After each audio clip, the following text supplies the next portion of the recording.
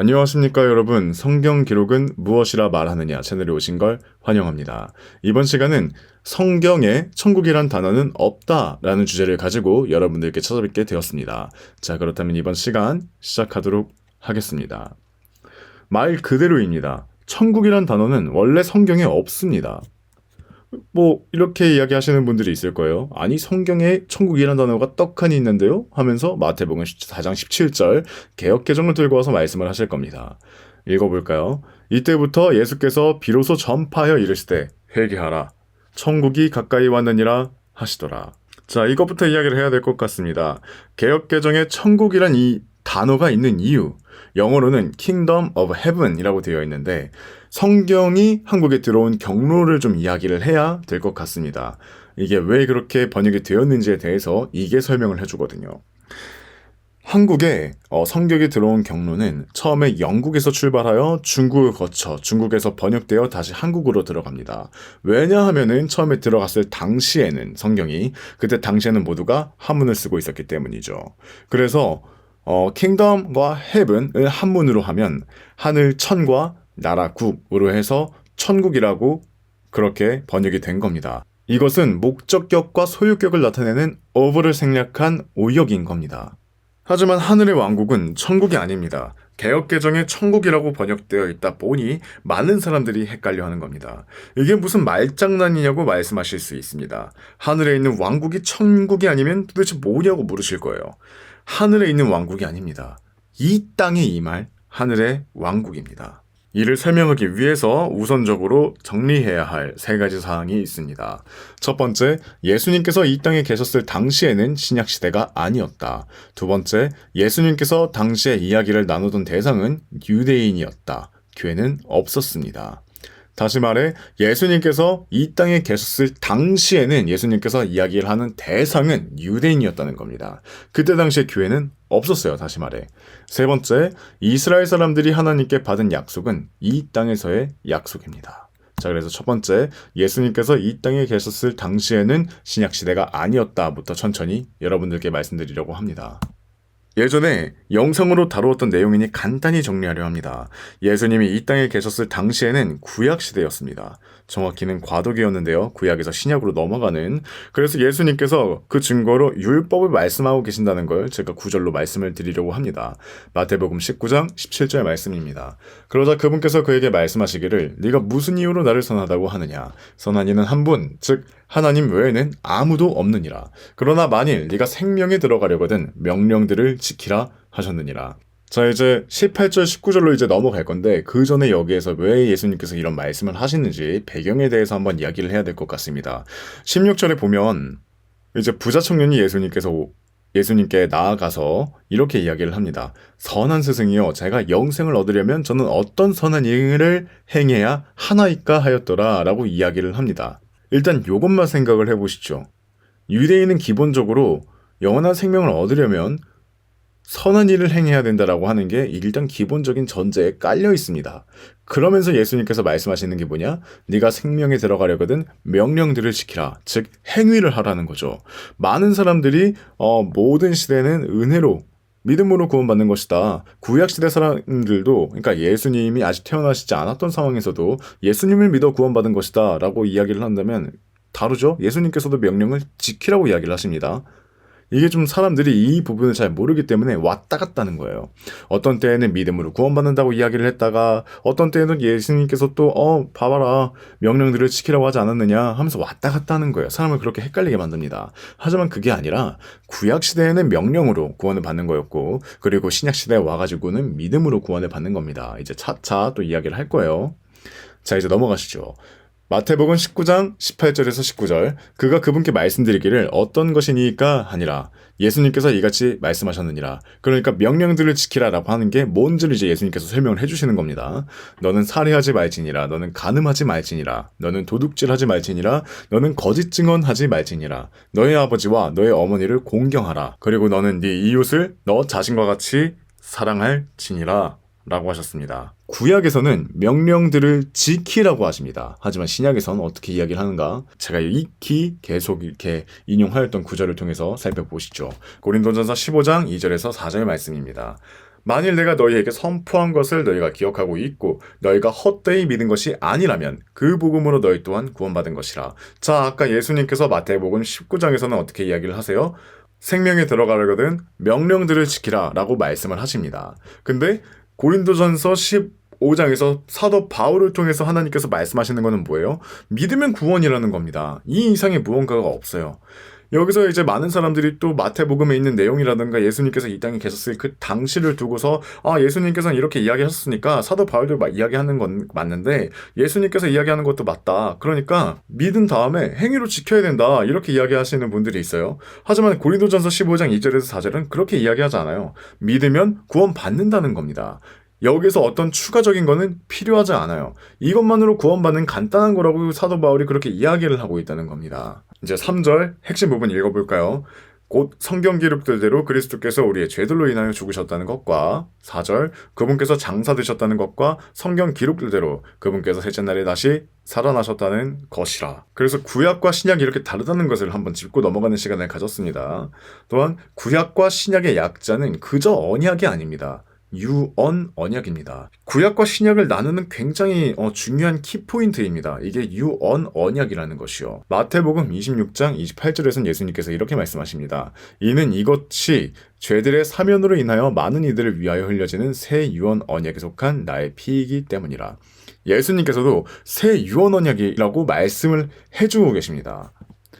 유언이란 무엇이겠습니까? 죽기 전에 당사자의 의지를 담은 말 또는 약속을 표현하는 거죠. 그래서 유언이 힘을 발휘하려면 유언을 한 사람은 반드시 죽어야 합니다. 히브리서 9장 16절 말씀입니다. 이는 유언 언약이 있는 곳에는 그 유언자의 죽음 또한 필수적으로 있어야 하기 때문이라. 그러니까 구약에서 신약으로 새 유언 언약으로 넘어가려면 어떻게 해야 돼요? 예수님께서 마태복음 26장에서 제가 말씀을 드렸죠. 그렇게 유언을 해주셨습니다. 새 유언 언약에 속한 나의 피이다. 이걸 받아 마시라 하면서 포도즙을 제자들에게 권하는 장면이에요. 그러니까 이렇게 말씀을 해주시고 난 다음에 예수님께서는 반드시 죽으셨어야 했다는 겁니다. 그렇기 때문에 그 다음부터가 신약시대다라는 것을 우리는 알 수가 있습니다. 다시 말해 따라서 예수님께서 아직 십자가에 죽으시기 전의 상황은 구약이라는 것입니다. 자, 이제 두 번째 상황 넘어가겠습니다. 예수님께서 당시에 이야기를 나누던 대상은 유대인이었고 섬기던 대상도 유대인이었다. 당시에는 교회가 없었다. 자, 이 구절에서 다 예수님께서 말씀하시는 대상은 누구인지 잘 생각해 보시길 바랍니다. 마태복음 18장 19절입니다. 그리고 만일 너의 눈이 너를 실족시킨다면 그것을 뽑아내어 너에게서 그것을 던져버리라. 네가 한쪽 눈을 지닌 채 생명 안으로 들어가는 것이 두 눈을 가진 채 지옥 불 속으로 던져지는 것보다 더 나으니라. 만약에 예수님께서 살아계셨을 당시도 신약이고 당시에 예수님께서 하신 말씀이 모두 교회에 적용된다면 모든 사람이 자신의 눈을 뽑아 장님이 된 채 살아가야 합니다. 하지만 아닙니다. 예수님은 유대인들을 위해 오셨던 분입니다. 로마서 15장 8절 말씀입니다. 이제 내가 이같이 말하노라. 예수 그리스도께서는 하나님의 진리를 위하여 할례자들을 섬기는 분이셨으니 조상들에게 주어진 약속들을 확정하려 하심이요 라고 기록되어 있습니다. 많은 사람들이 예수님이 할례자, 즉 유대인들을 섬기러 오셨던 분이라는 사실을 모르고 있습니다. 예수님은 유대인들과 언약했던 바를 지키러 오셨던 것이었고 성육신 전부터 충실히 약속을 주시고 주신 약속을 충실히 이행 중이셨습니다. 예수님께서 사람의 몸을 입고 오실 것을 유대인에게 예언하셨고 예수님께서 누구의 씨로 태어나실지도 유대인들에게 알려주셨고 그 씨 또한 대한민국의 씨인가요? 아니죠. 유대인의 씨입니다. 그리고 예수님께서 죽으시는 것도 유대인에게 알려주셨고 예수님께서 죽으시는 1차적인 이유 또한 유대인 때문입니다. 이 중에 단 하나라도 이방인과 관련된 점이 있습니까? 없죠. 그럼에도 불구하고 특히나 우리나라 교회에서는 예수님의 모든 사역은 교회를 위해 하셨다고 착각을 하고 있습니다. 예수님은 로마서 15장 8절에 의하면 예수님은 할례자들을 섬기는 분이셨습니다. 그럼에도 마태복음 15장의 내용을 들고 오면서 예수님께서 이방 여인에게 기적을 베풀어 주셨으니 할례자만을 섬기는 게 아니라 라고 말씀을 하시는 사람이 있습니다. 이는 성경의 내용을 전면 무시하고 자신의 지식만을 자기가 생각하는 그것만을 강조하는 태도입니다. 방금 전에 제시했던 로마서 15장 8절 말씀 다시 보시죠. 예수 그리스도께서는 하나님의 진리를 위하여 할례자들을 섬기는 분이셨다라고 기록되어 있습니다. 자, 이제 아까 제가 말씀드렸듯 마태복음 15장 내용 들고 오면서 예수님께서 이방 여인에게 기적을 베풀어 주셨으니 할례자만을 섬기는 게 아니라 이렇게 이야기를 하는 사람들이 있다고 했죠. 그에 대한 진실을 이제 확인해 보시죠.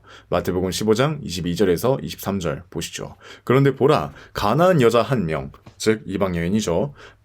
가나안 여자 한 명이 바로 그 변방들에서 나와서 그분께 소리치며 말씀드리기를, 오 주여, 다윗의 자손이신 당신이여, 제게 자비를 베푸소서. 제 딸이 한 마귀에게 참혹하게 시달리나이다 하였더라. 자, 제가 빨간색 줄 쳐놓은 거 있죠. 오 주여, 다윗의 자손이신 당신이여. 이거 잘 새겨보셔야 됩니다. 그러나 그분께서는 그녀에게 한 말씀도 대답하지 아니하셨더라. 일단 요것만 보시죠. 나머지는 이제 제자들이 설득하는 내용인 거고, 가나안 여인이 와서 예수님을 부르짖으며 어떤 자비를 구합니다. 그런데 예수님께서는 어떻게 하세요? 대답도 하지 않으셨어요. 무시하셨어요. 이방 여인이 예수님께로 나와 자비를 구했지만 예수님은 한번 무시하셨다는 것을 반드시 생각해 봐야 됩니다. 심지어 제자들이 간청을 하더라도 예수님께서는 무슨 말씀하시는지 다음 구절 보실까요? 15장 24절입니다. 그러나 그분께서 대답하여 말씀하시기를, 나는 이스라엘 집에 잃어버린 양들 외에는 다른 데로 보내심을 받지 아니하였노라 하셨느니라. 예수님의 초점은 확실하게 오직 이스라엘에 맞춰져 있다는 것을 예수님께서는 분명하게 말씀을 해주고 계십니다. 이어서 보실까요? 26절. 그러나 그분께서 대답하여 말씀하시기를, 자녀들의 빵을 집어 개들에게 그것을 던져주는 것은 온당하지 아니하니라 하셨느니라. 자, 여기서 예수님께서는 비유를 하시는 겁니다. 자녀는 이스라엘, 개는 이방인입니다. 근데 이제 이방 여인의 엄청난 고백이 있습니다. 믿음의 고백. 보실까요? 마태복음 15장 27절입니다. 그러자 그녀가 말씀드리기를, 주여, 사실이니이다. 그럼에도 개들은 자기 주인들의 식탁에서 떨어지는 부스러기들을 먹나이다 하였더라. 이게 사람들이 많은 위대한 고백이다 하면서 이렇게 이방 여인을 닮아가야 된다라고 하지만 이 정확한 내용이 뭔 줄 모르고 설명하시는 분들이 많습니다. 여인의 위대한 고백인데 이스라엘에게 베푸는 은혜의 조각이나마라도 얻어가고자 하는, 예수님을 하나님으로 인정하지 않는다면 절대 나올 수 없는 믿음의 고백인 겁니다. 이때 당시를 생각해보세요. 이스라엘조차도 예수님을 하나님으로 인정하는 사람이 별로 없었던 때였음을 생각해봐야 된다는 겁니다. 그런 상황에서도 오히려 이방 여인이 이렇게 예수님을 하나님의 아들이라고, 즉 하나님이라고 인정하는 순간이 오니까 예수님께서 움직이신 겁니다. 그래서 28절. 그때 예수님께서 그녀에게 대답하여 말씀하시기를, 오 여자여, 너의 믿음이 대단하도다. 네가 원하는 그대로 그것이 너에게 이루어질지어다 하셨느니라. 그러자 정확히 그 시각부터 그녀의 딸이 온전하게 되었더라 라고 기록되어 있습니다. 이를 두고 많은 사람들이, 이것 봐라, 예수님께서도 이방인에게 은혜를 베푸지 않으셨냐? 그러니 초림 때의 말씀도 교회에 적용해야 된다 라고 착각하면서 말씀을 합니다. 하지만 다시 생각해 보시죠. 원래 예수님은 이방인에게보다는 이스라엘 민족을 다루시려는 계획을 갖고 계셨고 이방 여인과 백부장은 예외사항이었습니다. 그러나 마태복음 16장을 제외하고서는 사복음서에서 교회에 대한 이야기는 나오지 않습니다. 심지어 16장에서 예수님께서는 세우겠다 하셨습니다. 그 말인즉 아직 없다는 이야기입니다. 보실까요? 마태복음 16장 18절입니다. 또 내가 너에게 말하노니 너는 베드로라. 그리고 내가 이 반석 위에 나의 교회를 세우겠으니 지옥의 대문들이 그것을 대적하여 승리하지 못하리라. 뭐라고 말씀하세요? 내가 교회를 세우겠으니 라고 말씀하시는 겁니다. 이렇게 확실하게 예수님께서 말씀하셨음에도 예수님께서는 모든 말씀을 교회에게 하셨다는 말씀을, 그런 말을 하는 사람이 있다면 여러분은 그런 사람들로부터 떠나기를 권하는 바입니다. 자, 세 번째, 이스라엘 사람들이 하나님께 받은 약속은 이 땅에서의 약속이라는 말입니다. 사실 마태복음 2장에서부터 우리가 흔히 돈방박사라고 알고 있는 이 사람들이 바로 답을 알려줍니다. 마태복음 2장 2절입니다. 핵심 부분만 볼까요? 유대인들의 왕으로 태어나신 그분은 어디에 계시는가? 다시, 유대인들의 왕으로 태어나신 그분은 어디에 계시는가? 누구의 왕이라고요? 유대인들의 왕입니다. 세상 모든 사람들의 왕이 아니라 유대인들의 왕입니다. 사람들이 이 부분을 믿지 못합니다. 핵심은 이거예요. 성경을 있는 그대로 볼 것. 많은 사람들이 성경에 있는 그대로 보지를 않습니다. 왜 그럴까요? 믿지 못하니까요. 믿지 못하니까 모든 것이 비유적이라고 돌려서 이렇게 표현하는 거죠. 있는 그대로 봐야 합니다. 그러면 확실해집니다. 예수님은 유대인의 왕으로 태어나셨습니다. 이 땅에서 유대인들의 왕으로서 세상을 통치하실 계획이셨습니다. 창세기에서 하나님께서 아브라함에게 하신 말씀을 기억해 보시죠. 가져왔습니다. 15장 18절입니다. 같은 날에 주께서 아브라함과 언약을 맺으시며 이같이 말씀하셨느니라. 내가 너의 씨에게 이 지역을 이집트 강에서부터 거대한 강인 유프라테스 강까지 주었으니. 우리 모두가 압니다. 이스라엘은 아브라함의 씨며 하나님께서 아브라함에게 너의 씨라고 표현하심은 이스라엘을 두고 하시는 말씀입니다. 그렇기 때문에 이스라엘의 관점은 주로 이 땅에서와 연관이 있습니다. 하지만 우리는 어디에 관점을 두어야 할까요? 유대인들은 관점을 이 땅에 두었었습니다. 하지만 우리는 그리스도인은 어디에 관점을 둬야 될까요? 골로새서 3장 2절입니다. 땅에 있는 것들이 아닌 위에 있는 것들에 너희 애정을 두라. 우리는 땅에 있는 것들에 애정을 두는 것이 아닙니다. 대상에 따라 약속이 다르다는 걸 알아야 합니다. 이스라엘에게는 땅을 주셨는데 그리스도인에게는 하늘의 소망을 두라고 말씀하십니다. 이것을 놓쳐서는 안 되겠습니다. 이스라엘은 물리적인 이 땅에서의 통치자를 기다리고 있었습니다. 바리새인이 침례자 요한에게 질문하고 예수님께서 행하신 기적을 보고 이스라엘 사람들이 깨닫게 된 것이 있습니다. 한번 보실까요? 요한복음 1장 21절입니다. 그러자 그들이 그에게 묻기를 그렇다면 무엇이냐? 네가 엘리야냐? 하였더라. 이에 그가 말하기를 나는 아니니라 하니 네가 그 예언자냐? 하였더라. 그러자 그가 아니니라 하고 대답하였더라. 예수님 상황도 보시죠. 요한복음 6장 14절입니다. 그때 그 사람들이 예수님께서 행하신 기적을 보자 그들은 말하기를 이분은 참으로 세상 속으로 오셔야 할 그 예언자시라 하였더라. 그 예언자라고 합니다. 그 예언자는 누구일까요? 신명기 18장 15절에서 이렇게 모세가 하나님께서 말씀을 받아가지고 전파를 합니다. 주 너의 하나님께서는 너의 한가운데서와 너의 형제들 한가운데서 나와 같은 한 예언자를 너에게 일으켜 세우실 것이라. 너희는 그에게 경청할지니라. 자, 그 다음에 이제 신명기 마지막 즈음에 뭐라고 기록되어 있냐면은 모세와 같은 예언자가 앞으로 나타나지 않았다라고 이야기를 합니다. 그러고 시간이 지나서 어떻게 되느냐? 그 예언자가 예수님으로 나타나는 겁니다. 신명기에서 하나님은 모세를 통해서 민족을 이끈 예언자가 다시 나타날 것임을 예언하셨습니다. 이 땅에서 민족을 이끌 예언자, 통치자 누구일까요? 아까 말씀드렸듯 예수님이신 겁니다. 이것이 예수님의 초림 당시 주 사역 대상자는 유대인이었음을 알 수 있는 증거입니다. 그리고 예수님께서 이 땅에 오셔서 이루어낼 왕국을 통해 이방인이 복받게 하실 것을 미리 예언해 주셨다는 걸 이제 확인해 보면 확실해지겠죠. 창세기 12장 3절입니다. 그리하면 너를 축복하는 자들에게 내가 복을 주겠고 너를 저주하는 자를 내가 저주하겠노라. 그리하여 네 안에서 땅의 모든 족속들이 복을 받으리라. 아브라함에게 하신 약속이지만 아브라함의 씨에게도 동일하게 하시는 말씀입니다. 즉 이스라엘에게도 하는 말씀이신 거죠. 하나님의 계획은 원래 이러했던 겁니다. 이스라엘을 통해서 많은 세상의 모든 민족들이 복을 받게 만드는 것. 이게 하나님께서 세우신 계획이셨습니다. 만약에 예수님께서 이 땅에서 자신의 왕국을 세운다면 어떻게 될까요? 다음 구절 한번 보실까요? 마태복음 6장 9절부터 13절까지 가지고 왔는데 두 절만 한번 제가 잘라서 보겠습니다. 그러므로 너희는 이런 방식으로 기도하라. 하늘에 계신 우리 아버지여 당신의 이름이 신성하게 되기를 바라옵나이다. 자, 일단 제가 이런 방식으로 라는 말을 빨간색으로 처리해 놓았죠. 이게 왜 그러냐면은 주기도문을 외워서 계속해서 반복하라는 말이 아니라는 겁니다. 이런 방식으로 기도하라는 거예요. 이걸 생각해둬야 됩니다. 그 다음 절 당신의 왕국이 임하기를 바라오며 당신의 뜻이 하늘에서 이루어진 것 같이 그 뜻이 땅에서도 이루어지기를 바라옵나이다. 문자 그대로 보세요. 이스라엘 사람들은 당신의 왕국이 하늘에서 이루어진 것 같이 이 땅에서도 당신의 왕국이 임하기를 바란다는 거예요. 기다리고 있다는 겁니다. 많은 사람들이 주기도문을 교회 시대에도 외워야 한다고 생각합니다. 하지만 여태까지 제가 이야기했던 것들을 인지한 상태에서 다시 주기도문을 보세요. 정말로 이 사람들은 하늘에서도 당신의 뜻이 이루어지듯이 이 땅에서도 이루어질 당신의 왕국이 이 땅에 임하기를 바라고 있었던 겁니다.